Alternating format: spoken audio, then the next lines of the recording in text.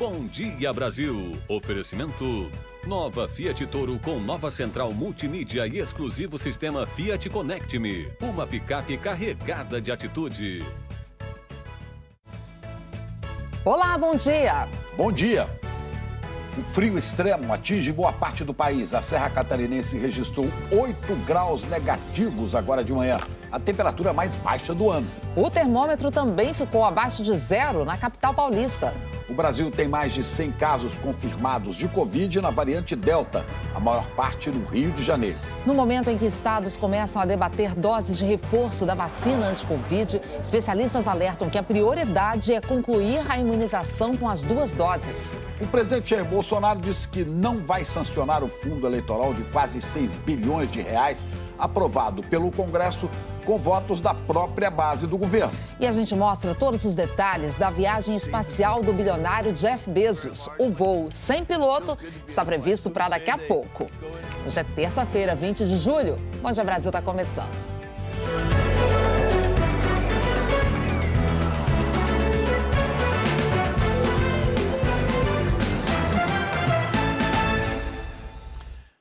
E o assunto que abre o Bom Dia Brasil dessa terça-feira é o frio que atinge diversas regiões do país. Ana, olha, estamos no sul, sudeste, centro-oeste, com temperaturas baixíssimas, até negativas e geada. A Serra Catarinense registrou a menor temperatura do ano no país. Sabe quanto? Menos 8,2 graus. É frio demais. Vamos para lá, então, lá para Urupema. Eduarda Demenec está por lá. Volta e meia ela aparece aqui no Bom Dia Rio, passando Bom Dia Brasil, passando frio, né, Eduarda? Bom dia daqui, Eduardo. E olha, não foi só aí, viu? A madrugada teve temperaturas negativas também em São Paulo. Chegou a fazer menos 2 graus numa região da capital. Vamos para lá, então. Michele Barros, bom dia para você. Que frio é esse por aí? Oi, Ana. Oi, Chico. Bom dia para vocês, bom dia para todos. Eu vou confessar que foi bem difícil levantar da cama e vir para o trabalho hoje, viu? As temperaturas ficaram negativas na zona sul de São Paulo e por toda a cidade os termômetros ficaram ali abaixo dos 10 graus. Assistentes sociais da prefeitura recolheram 224 pessoas para abrigos e distribuíram 200 cobertores. E voluntários também distribuíram roupas e alimentos pelo centro de São Paulo.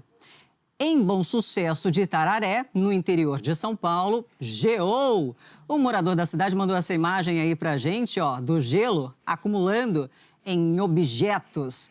E teve mais. Também geou durante a madrugada em Ribeirão Grande, no interior paulista. As plantações amanheceram cobertas de gelo. Isso aí é uma preocupação, né, para os produtores rurais. Não é bacana, não. As cidades de Piedade, Salto de Pirapora, Jundiaí e Campo Limpo Paulista também registraram geadas, que deixaram aí muitas frutas, legumes e verduras cobertas de gelo. Produtores tiveram prejuízos. Os carros dessa região aí, agora se acompanha nessas imagens, né? Estão fora da garagem, ficaram desse jeito, branquinhos, com tanto gelo acumulado. Ana Paula, Chico. É muito frio em São Paulo, também na Serra da Mantiqueira, próxima a São Paulo, minha querida Águas de Lindóia, Maria da Fé, Minas Gerais, tudo na base do zero, viu? Vamos ver agora o que muita gente quer saber na previsão do tempo. Bom, tem gente querendo saber se vai continuar frio, se vai ter neve, gente curtindo isso. Agora, muita gente quer saber quando é que esse frio vai embora. Essa friagem, Jaqueline, bom dia. Tem para todos os gostos, né, Chico? Bom dia para você, para Ana e bom dia para todos. Mas para quem está querendo que o frio vá embora, a partir da quinta-feira. Olha só, essa segunda onda de frio do inverno começou ontem, então vai até amanhã, vai durar um pouco aí, né? E hoje provavelmente vai ser o dia mais gelado, como vimos aqui em São Paulo, em Urupema. A forte alta polar que lançou o ar frio está agora saindo do Paraná, vai passar aqui por São Paulo. É um ar seco e gelado e por isso a temperatura ficou abaixo de zero em vários lugares no país. Em Curitiba, Hoje, a temperatura ficou em -1 grau mais cedo. Teve geada no Parque Tingui, pessoal ali agasalhado, máxima hoje 17 graus. Em Uruguaiana, na fronteira oeste gaúcha, fez 3 graus positivos com sensação de 0, teve formação de geada também e o sol de hoje não vai ajudar a esquentar muito, não. Em Porto Alegre, hoje, máxima de 16, aqui em São Paulo, 18, 22 no Rio, 23 em Vitória e também em Campo Grande. Em Ponta Porã, também em Mato Grosso do Sul, fez 4 graus, condição perfeita para a formação de geada. Quem acordou cedo viu a vegetação assim, branquinha, cheia de pedras de gelo. Até Tamanduás, que ali sentiram frio, no Centro de Reabilitações em Campo Grande, só que eles se deram bem ali, viu? Ganharam ursinhos de pelúcia para se aquecerem. Os ursinhos funcionam como o lombo das mamães quando eles estão na natureza. Além do frio, o tempo deve ficar firme e seco em grande parte do país, no sul, aqui no sudeste e no centro-oeste, em parte do norte também. A chuva prevista do Amazonas até o Pará e do nordeste do Maranhão, descendo até o leste da Bahia, claro, com temperaturas bem mais quentes. Adiantando que vai ser destaque de amanhã. Ainda frio, só que a área de geada vai diminuir em parte do sul e num pedaço da divisa de São Paulo com Minas Gerais. Aqui em São Paulo, em Porto Alegre e no Rio de Janeiro, gradativamente temperatura subindo no meio da tarde entre quinta e sexta-feira. O sol vai estar garantido. Só que, claro, né, com essas belas imagens, exatamente como a que a gente vai ver agora, direto de Nova Friburgo, no Rio de Janeiro. Bela imagem, né? Chico, Ana. Linda imagem, Jaqueline. Obrigada e até amanhã. Até. A gente fala agora de uma preocupação. O Brasil tem 110 casos confirmados da variante Delta, de acordo com o Ministério da Saúde. Vamos ver aqui no mapa como é que esses casos são distribuídos. Primeiro aqui no Nordeste, o Maranhão tem 6 casos confirmados, Pernambuco tem 2. No Centro-Oeste, Goiás também com 2 casos. No Sul, o Paraná tem 13 casos e no Sudeste, São Paulo tem 3, Minas Gerais tem 1 e o Rio de Janeiro tem sozinho 83 confirmações. Rio Grande do Sul até confirmou 2 casos que ainda não entraram no balanço do Ministério. Por que a variante Delta é considerada mais preocupante? Porque há um risco maior de transmissão. Mas os especialistas dizem que não há estudos que afirmem que ela provoque casos mais graves de Covid. Vamos falar com o Danilo Vieira, que está aqui no Rio, estado que concentra mais de 70% dos casos confirmados até agora e tem outras informações para a gente. Bom dia, Danilo. E vamos voltar a falar de São Paulo, porque é o primeiro estado que conseguiu vacinar mais da metade da população com a primeira dose. E o governo anunciou que vai oferecer imunização anual contra a Covid-19 a partir de janeiro do ano que vem. Michele, os especialistas dizem, né, que os estudos ainda não comprovaram a necessidade da revacinação. Exatamente, Chico. Esse é o entendimento do momento, né? Eles defendem, esses especialistas, que é preciso avançar com a vacinação com o esquema atual. 2 doses ou dose única. E estudar, então, os efeitos da proteção coletiva que isso vai produzir. Outros estudos avaliam a necessidade de uma 3ª dose de algumas vacinas. Vamos ver na reportagem. Então, vamos reiterar. Agora todo mundo seguir o calendário e completar a imunização. Não pode deixar de tomar a 2ª dose. É isso, Ana. É isso, Michele. Vacina completa é com as 2 doses, né? Vamos ver como é que está o ritmo da vacinação pelo país? Os dados foram reunidos pelo consórcio de veículos de imprensa. Nas últimas 24 horas, 1.083.000 pessoas receberam a primeira dose. Então, até agora, 90.026.000 pessoas estão imunizadas com a primeira dose da vacina, o que equivale a 42,5% da população. E em 24 horas, 511.927 pessoas tomaram a 2ª dose ou a vacina em dose única. Agora, então, são 34.300.000 brasileiros totalmente imunizados, 16,2% da população. Agora, os números da pandemia no país. Em 24 horas foram registradas 615 mortes, mais de 16 mil novos casos. Desde o início da pandemia, já são 542.877 vidas perdidas. Total de casos passa de 19.300.000. A média móvel de novos casos é essa aqui, 40.594 por dia, uma queda de 17% na comparação com 14 dias atrás. E a média móvel de mortes está em 1.224 por dia, 21% a menos do que há 2 semanas. O comitê organizador das Olimpíadas de Tóquio divulgou agora há pouco um balanço com os números da Covid nas delegações. Já são 32 casos. E é para Tóquio que nós vamos falar com a Bárbara Coelho, porque esse número é baixo em relação ao total de pessoas que chegaram ao Japão, né, para os Jogos. Boa noite para você em Tóquio, Bárbara. Agora a gente traz um caso absurdo que está sendo investigado pela polícia de Pernambuco. Mais um. É uma mulher que foi agredida com um pé de cabra pelo marido na frente do filho do casal de 5 anos de idade. Uma câmera de segurança flagrou a violência. Na imagem dá para ver até o menino ali no canto direito correndo para tentar proteger a mãe. Ela sofreu ferimentos na perna. A polícia informou que o crime, no domingo, foi registrado como lesão corporal por violência doméstica e que o agressor não foi preso porque não houve flagrante. Agora, a vítima contou à polícia que já foi agredida outras vezes por esse marido. Eudes Márcio Muniz Simão, de 34 anos, fugiu e mais. Uma ex-companheira dele já tinha pedido à justiça medidas protetivas contra esse homem, mas ela desistiu da denúncia e o caso foi arquivado. Absurdo, Ana, que prenda um machão covarde. Agora, uma tragédia também em São Paulo. Caso de violência doméstica que terminou com morte da vítima, do agressor e também de um policial num condomínio de luxo da Grande São Paulo. Michele, a família chamou a polícia porque a mulher tinha sumido. Exatamente, mais um caso tenebroso, né, Chico? Triste demais isso. A família registrou o desaparecimento de Patrícia, de 41 anos, e aí os policiais foram até a casa do namorado dela, em Cotia, aqui na região metropolitana. Ao chegar ao local, os policiais encontraram o corpo da mulher no chão, com 5 tiros nas costas. O agressor, Ricardo Trindade, de 49 anos, tentava fugir pelos fundos da casa e começou a atirar. 2 policiais foram atingidos. Um deles, o investigador Alessandro Roberto de Medeiros, morreu na hora. Ricardo também foi baleado e morreu. Os vizinhos contaram já terem presenciado brigas entre ele e a namorada.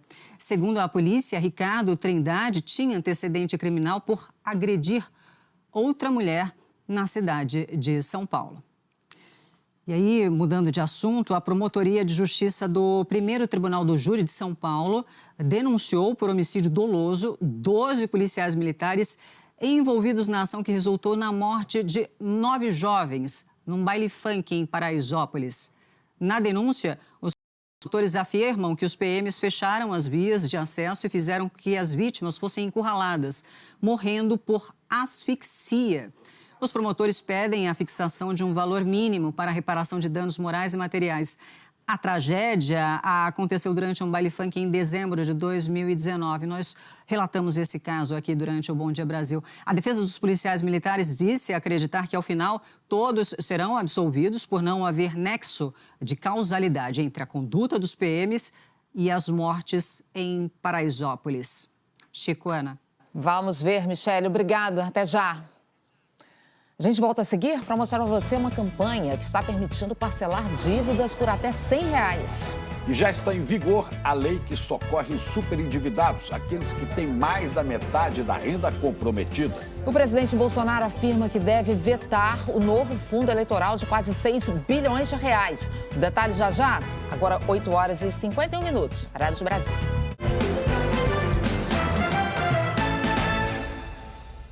Estamos de volta com uma boa notícia para quem tem dívidas. Uma nova campanha Limpa Nome permite o consumidor quitar o que deve por até R$100. Vamos então ter os detalhes com Marcelo Pereira dessa ação que dá descontos de até 99%. Marcelo, bom dia para você.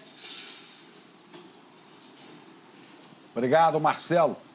E atualmente 30 milhões de brasileiros estão com mais da metade da renda comprometida com dívidas. Michele, foi pensando nesses superendividados que uma lei foi criada para garantir que o devedor não fique sem recursos para bancar suas despesas básicas. Exatamente, Chico. Muita gente passando sufoco, né, nessa crise. E essa lei também prevê educação financeira, cria ali vários mecanismos para evitar que as pessoas cheguem a essa situação de dever muito mais do que a capacidade de pagamento. O consumidor vai contar com auxílio aí de instituições como o PROCON, né, para repactuar as dívidas com os credores. Chico, Ana. O pior para ser feito nessa hora é deixar a dívida ficar rolando lá, né, Michele? Tem que sempre procurar negociar, achar uma solução. Até já. Vamos agora para Brasília. Parlamentares de 4 partidos recorreram ao Supremo para anular a votação do Congresso que permitiu praticamente triplicar o valor do fundo eleitoral. Heraldo Pereira, bom dia para você. Esse aumento foi incluído na Lei de Diretrizes Orçamentárias, aprovada com o apoio da maioria no Congresso. E a reação tem sido enorme entre pessoas no dia a dia e entre os 3 poderes, setores dos 3 poderes. Bom dia, Ana. Bom dia, Chico. Bom dia especialmente a você, que está sempre aqui conosco. Votação foi no Congresso. Depende de sanção ou de veto presidencial, com posterior análise pelo Parlamento. Em meio a todo esse processo, o Judiciário vai decidir. A ação sob relatoria do ministro Nunes Marques, quem está na presidência, respondendo pela presidência da Suprema Corte, é a ministra Rosa Weber. Aumento do fundo eleitoral, incluído na Lei de Diretrizes Orçamentárias, passou pelo Congresso Nacional com o apoio da maioria dos partidos políticos, das oposições e da base governista. As votações foram na quinta-feira da semana passada, é uma condição para o recesso parlamentar, que, aliás, está em curso. O valor do fundo foi praticamente triplicado, subiu de 2 bilhões para 5 bilhões e 700 milhões de reais. Isto levou um grupo de parlamentares a acionar o Supremo Tribunal Federal, que está em regime de plantão por causa do recesso do Judiciário. No recurso ao STF, o grupo de parlamentares alega que faltou tempo para análise da matéria durante as votações. O relatório da Lei de Diretrizes Orçamentárias, que incluiu o aumento do fundo partidário, ficou pronto só na madrugada da quinta-feira. Os parlamentares dizem ainda que o momento econômico, de déficit no orçamento da União e de pandemia, não permite mau uso de dinheiro público. No Congresso, apenas 4 partidos políticos, Cidadania, Novo, Podemos e PSOL, orientaram a votação a favor da retirada do trecho relativo ao chamado fundão eleitoral do texto da LDO. Enquanto se aguarda o pronunciamento da Corte Suprema, o presidente Jair Bolsonaro, numa entrevista à TV Brasil, foi questionado sobre o aumento do fundo eleitoral. Ele respondeu primeiro, de forma mais categórica, afirmando que não vai sancioná-lo. Em seguida, disse que a tendência é vetá-lo.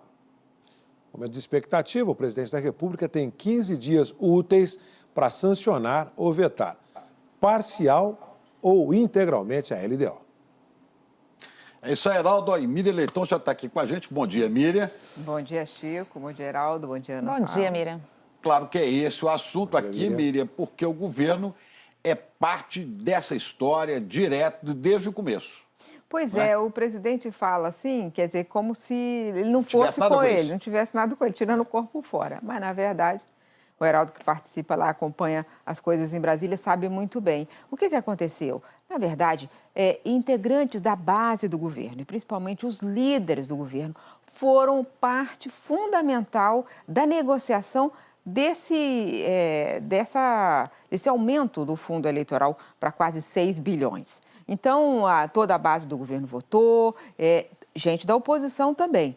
Mas os líderes do governo foram fundamentais para que se chegasse a essa conclusão. Além disso, quando manda a LDO, Lei de Diretrizes Orçamentárias, como vai ser feito o orçamento do ano que vem, o Ministério da Economia tem que acompanhar e tem que alertar. Olha, se vocês tomarem essa decisão, eu vou ter que cortar daqui, isso aqui, para explicar. Então, normalmente, os negociadores do Ministério da Economia têm que estar lá participando.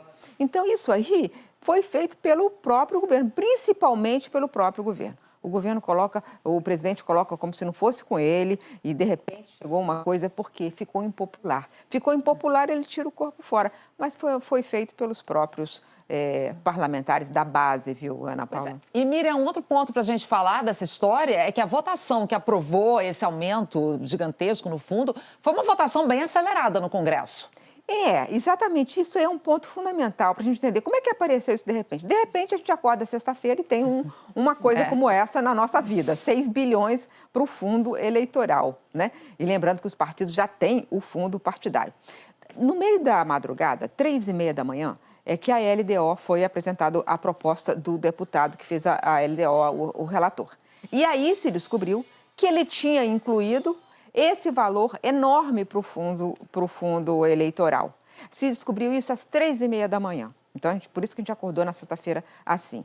E isso que a Ana Paula falou é fundamental a gente prestar atenção, porque o Congresso está fazendo isso, principalmente a Câmara dos Deputados, de apresentar uma coisa assim, correndo, para ver se a gente aprova correndo e ninguém vê e ninguém reage, principalmente usando a pandemia. Isso não é assim que se relaciona representantes e representados. Tem várias leis lá que são feitas no susto. Eu já comentei aqui o outro dia com o Chico um projeto de lei ruim para o meio ambiente e que aprovaram um regime de urgência de repente. Tem vários projetos ruins na área eleitoral. Que reforma eleitoral é essa? Uma reforma eleitoral que todo mundo diz que piora o sistema brasileiro, diminui a fiscalização sobre os recursos usados pelos partidos. Então, tanto na reforma eleitoral quanto nas mudanças ambientais, podem ter efeitos permanentes essas votações rápidas, assim como foi o do fundo eleitoral, né? Tem efeito permanente e eles querem aprovar no susto. Ou seja, que relação é essa com os seus eleitores? Aprovar tudo no susto, não é isso? Essa é a palavra susto, né, Miriam? Com esse valor absurdo. A gente vive espantado. Obrigada, viu? Até mais. Até mais. E daqui a pouco você vai ver os preparativos para a viagem ao espaço do homem mais rico do mundo. A decolagem é já já. E a França começa a investigar a denúncia de que jornalistas foram alvo de espionagem. Agora, 9h07, hora de Brasília.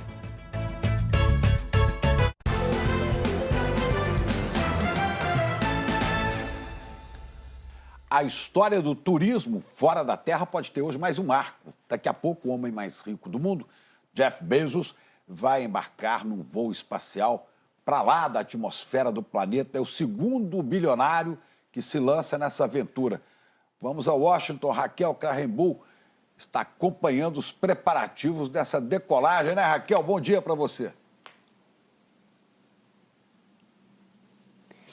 Tem que ter muita coragem, muito dinheiro, né, Raquel? Obrigada, viu? A gente fala agora do Enem desse ano aqui no Brasil, que vai ter o menor número de inscritos desde 2007. Pouco mais de 4 milhões de estudantes se inscreveram para o exame. É uma queda de 34% na comparação com o ano passado. E um dos motivos seria a insegurança no aprendizado nesse período de pandemia.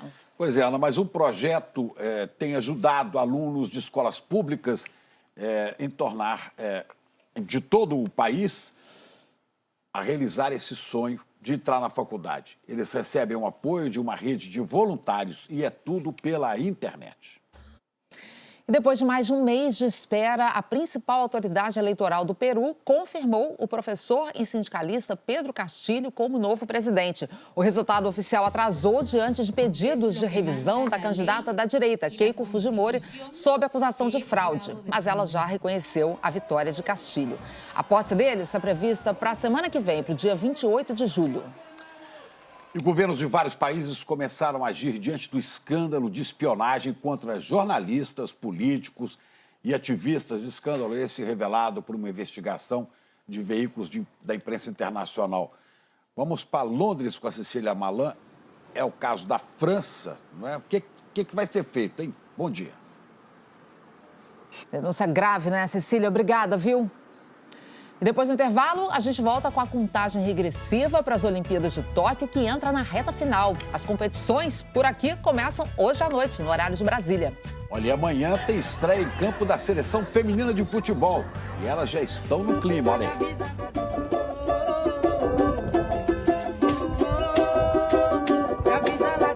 Agora são 9h18. A gente volta já. A transmissão dos Jogos Olímpicos de Tóquio na Globo é um oferecimento de Bradesco. Abra sua conta e encare o futuro. Nivea Del Milk, axilas macias e renovadas, abrace o cuidado. E Netflix, séries do mundo todo em um só lugar.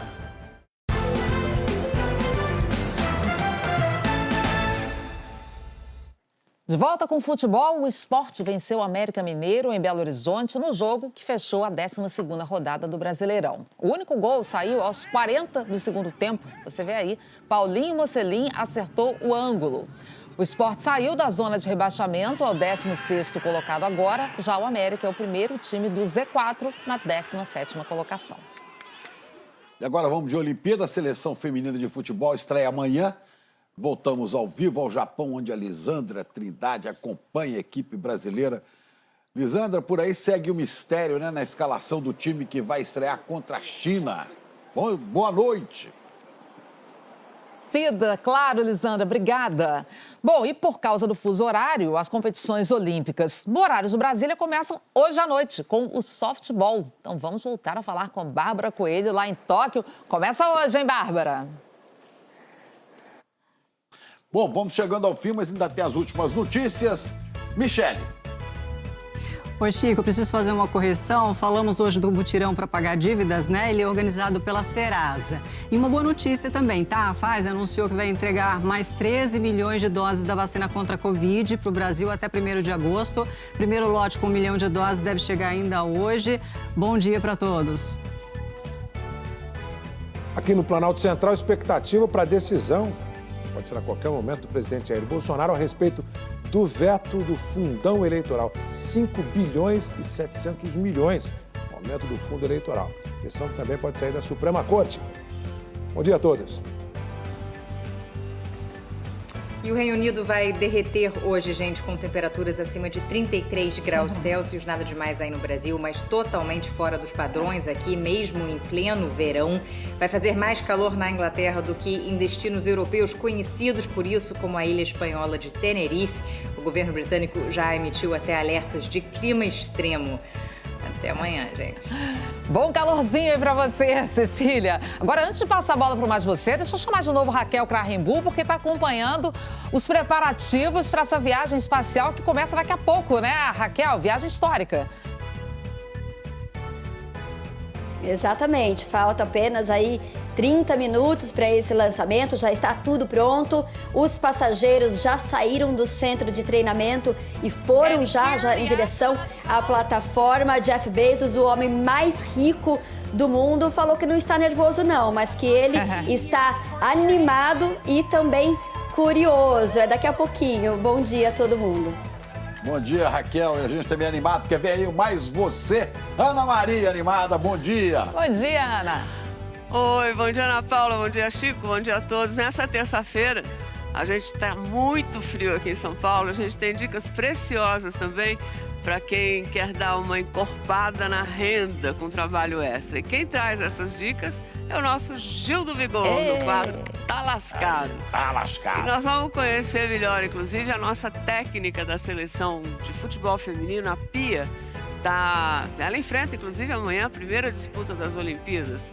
Nós vamos também saber como é que estão as últimas notícias direto de Tóquio. Na culinária não perco, eu vou mostrar como fazer um cupim ultra saboroso com a batata cozida no molho da carne. Mas olha, é imperdível para qualquer final de semana. É logo depois de vocês aí. É isso, coladinho aqui com a gente. Pra gente agora já tá a hora do almoço pra gente aqui, Ana. Você de casa, então, fica com Mais Você. Ótima terça-feira, a gente se encontra amanhã. Até lá.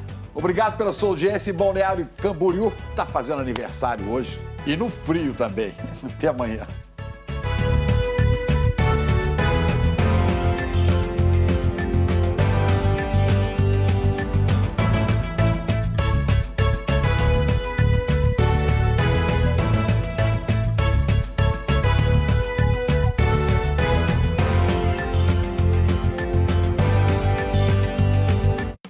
Bom Dia Brasil. Oferecimento Fiat.